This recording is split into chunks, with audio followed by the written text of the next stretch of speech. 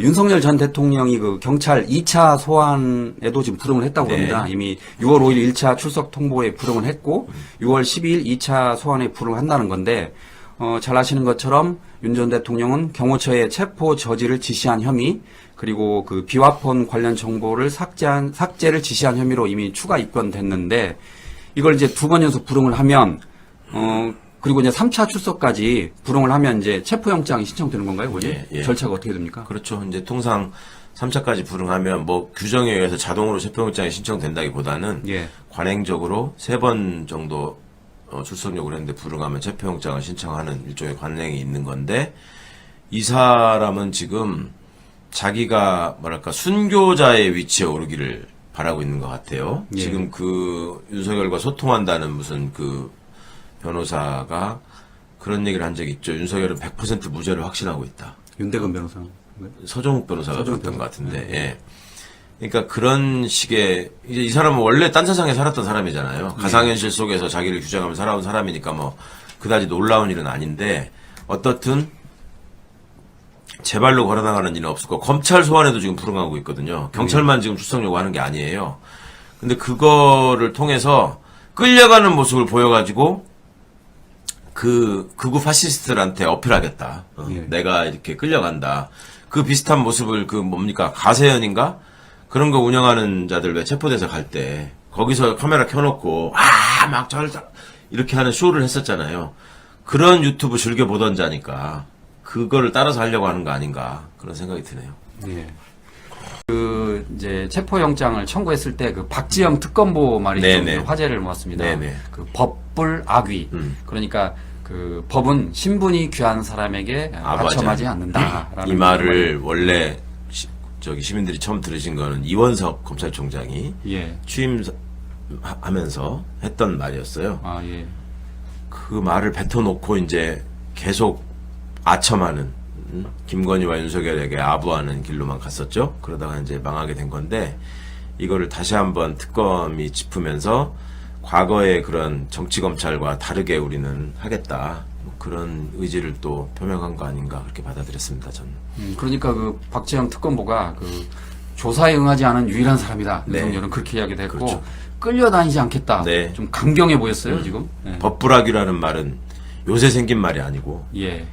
옛날에 춘추전국 시대에 그 법가에서 나온 말이거든요. 그게. 예. 그러니까 2000년이 넘도록 문명이 발전했다고 하는데 대한민국은 그 시절 그 수준으로 지금 퇴행해 버렸던 거죠. 그러니까 더 이상 그거 용납하지도 않고 끌려다니지 않겠다라는 의지를 표명한 건 되게 반갑게 들었고요. 여전히 이제 특검이 성과를 내고 잘 해주기를 바라지만 다른 한편으로 그런저런 틈새에서 또 정치검찰의 첩자들이 준동하지는 않는지 이거에 대해서도 계속 우리도 이제 관심을 기울여야 될 필요는 여전히 남아 있습니다. 근데 지금까지는 하여튼 뭐 잘하고 있습니다. 아주.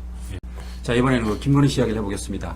그 검찰이, 김건희 여사의 그 도이치모터스 주가 조작을 지금 다시 수사하고 있는데, 김건희 씨 목소리가 담긴 녹음 파일 수백 개를 지금 확보했다고 그래요. 네. 그래서 뭐 일부에서는 뭐 단독 보도가 나오던데, 거의 다 내용이 비슷하더라고요, 보니까. 무슨 단독이 그렇게 많아.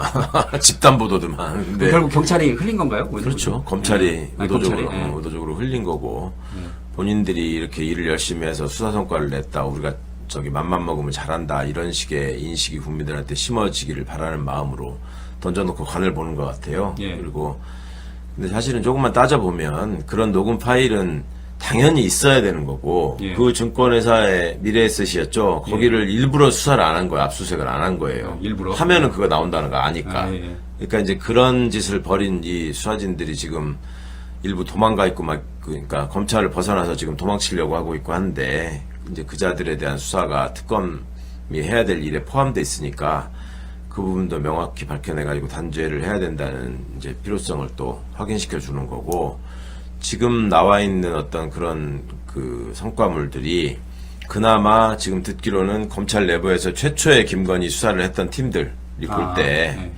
이건 너무 지금 말이 안 된다. 그러니까 그 팀이 지금 고검의 재수사팀에도 포함돼가지고 거기서 좀 기존의 그 지휘부가 못하게 해가지고 막혀있던 거에 대해서 이제는 그런 제약이 좀 적어지니까 뚫고 나와서 이제 그런 성과를 좀 낸 것 같거든요. 그러니까 그게 그냥 아우 저런 것들을 어떻게 찾아냈어 애썼네 이렇게만 보시기보다는 그 안에서 벌어졌던 그 수사 방해나 수사의 왜곡 이런 것들에 대한 수사 필요가 더 커졌다 이런 관점에서 보시는 게 좋을 것 같습니다. 어쨌든 이제 특검이 김건희 특검을 하면서 그 그러니까 검사들도 수사할 수 있잖아요. 그러니까 그 당시 이창수 그렇죠. 지검장이나 그 조상원 차장검사 수사해야 돼요. 수사할 수 있는 게 아니라. 네, 부실수사 의혹 네네. 수사할 수 있는 거죠. 네네. 그런데 이번에 지금 갑자기 뜬금없이 검찰이 이제 그 뭐죠? 김건희 목소리가 담긴 녹음 파일을 뿌렸다는 거는 검찰도 지금 책임 회피를 하기 위한 그런 의도도 있다고 봐야 되나요? 그런 거죠. 이제 그렇게 해서 뭐 또 자기들이 이제 다 증거 확보했으니까 기소할 수 있다. 뭐 기소하면 좋겠다. 이런 식으로 또 던져놓고 간을 보는 것 같아요. 예. 그러니까 검찰 조직 전체가 관련되어 있는 문제잖아요. 그 몇몇 검사들이 물론 행동을 했지만 그들끼리만 한 게 아니라 조직이 움직여서 이걸 막았다는 점이 본인들 입장에서 얼마나 찔리고 불안하겠습니까? 그러니까 우리가 어떻든 이것도 다시 확보했고 기소를 했으니 아니 무능이 죄는 아니지 않습니까? 라는 식의 이제 얘기를 만들려고 하는 거죠. 특검에 가서. 근데 이 검찰이 기소를 하진 않겠죠? 기소를 해버리면 특검의 그 문신의 폭이 좁아지는데. 그렇죠. 네. 특검이 이제 그 부분에 대해서 또 예를 들어 기소를 하면서 예. 액수를 줄여버린다거나 예. 뭐 또 기소를 부실하게 해가지고 무죄가 나는 방식으로 기소를 한다거나 이럴 위험성이 있어서 특검이 그 부분에 대해서 기소를 하지 마라 하라라는 의견을 좀 표명해 줬으면 좋겠어요. 아, 예. 그렇게 해가지고 일단 어떤 방향을 정한 다음에 근데 기소를 한다고 하더라도 사실은 그 부분에 대한 수사는 해야 되거든요. 근데 기소가 돼버리면 약간 뒷전으로 밀릴 수가 있단 말이에요. 김건희는 지금 여러 가지 지저분한 사건들이 많잖아요. 예. 그러다 보면 후순위가 될 수 있기 때문에 우리 그 부분은 이제 민중기 특검이 담당하시는 분야니까 거기에 대해서도 특검이 좀 뭔가 의사표시를 하시지 않을까 기대합니다. 어쨌든 김건희 여사는 공교롭게도 그 타이밍에 지금 서울 아산병원에 입원을 했어요. 예. 지금 뭐 수면 장애 등을 이유로 입원했다는데 일부에서는 뭐 꾀병이 아니냐 지금 그런 얘기 나오고 있던데. 우울증이라고 그러더니 또 수면장애라고 그러고 처음에 갈 때는 거기서 우울증 치료를 받으러 간 게 아니라 뭐 소화기내과, 호흡기내과 뭐 이런 데를 먼저 갔다는 얘기가 있고 했는데 아무리 봐도 뭐 그렇게 해서는 입원 각이 안 나오니까 지금 우울하다 힘들다. 근데 이게 한두 번 얘기가 아니라 그 전부터도 윤석열이 그랬잖아요. 윤석열이가 탄핵 소추된 이후에 부인 어떻게 지내냐 뭐 이런 얘기가 궁금증이 있을 때마다 뭐 아파서 몸져 누웠다느니 뭐 먹을 걸 잘 못 먹고 있다느니 뭐 이런 소리가 나왔었는데 똑같은 맥락에서 동정심을 구하면서 수사를 지연시키려는 그런 모습의 꾀병이 아닐까라고 의심하는 게 뭐 타당성이 없는 게 아니잖아요. 누구나 그렇게 의심해 볼 수 있는 거지.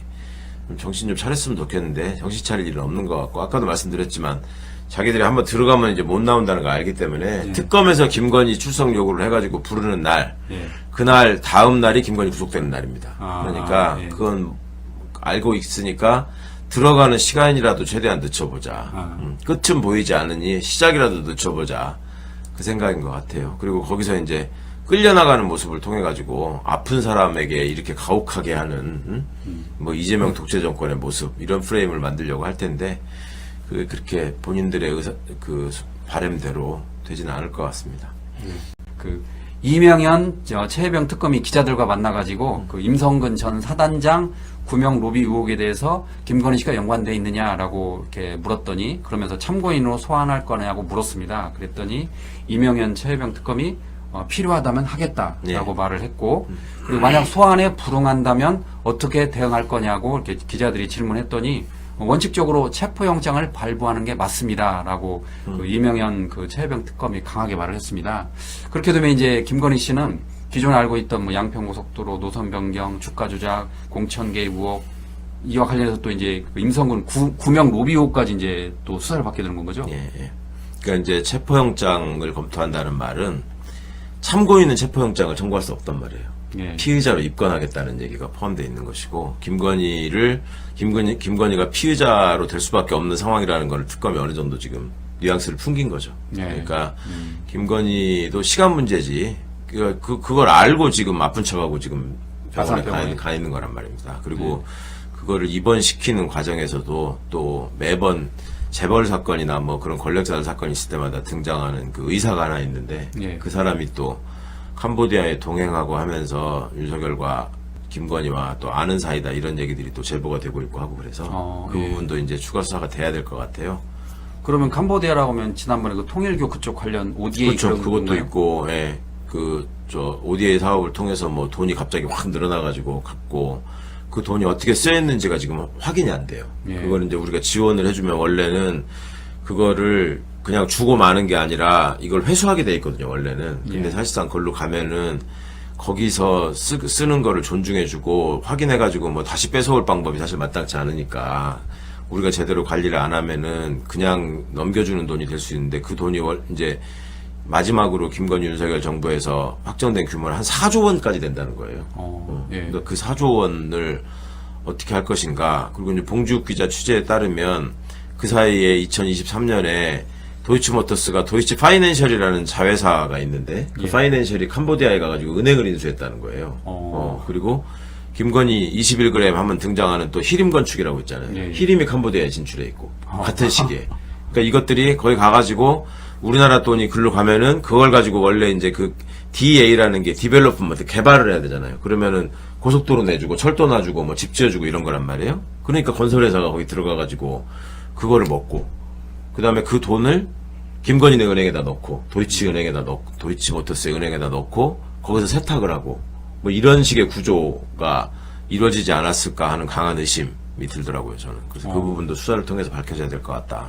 그러니까 그 김건희 씨 그 아산병원 입원과 관련해서 의사가 그 연관이 있는데 네. 그 의사를 주변 인물을 조사를 하면 결국 캄보디아까지 얽히고 관련된 거까지 뭐 줄줄이 나오겠네요, 보니까. 그렇죠. 줄줄이 나와야 되고, 그와 관련해서 지금 김건희 일가가 동남아를 되게 좋아하는 흔적들이 있잖아요. 예. 무슨 그 남동생인가 누가 말레이시아에 있다는 얘기도 있고, 또 마약 관련 얘기도 그 말레이시아하고 관련 있는 거 아니냐 하는 얘기도 있었고, 그러니까 이제 앞으로 그 특검이 확인해야 될 부분이 많아지는 것 같습니다.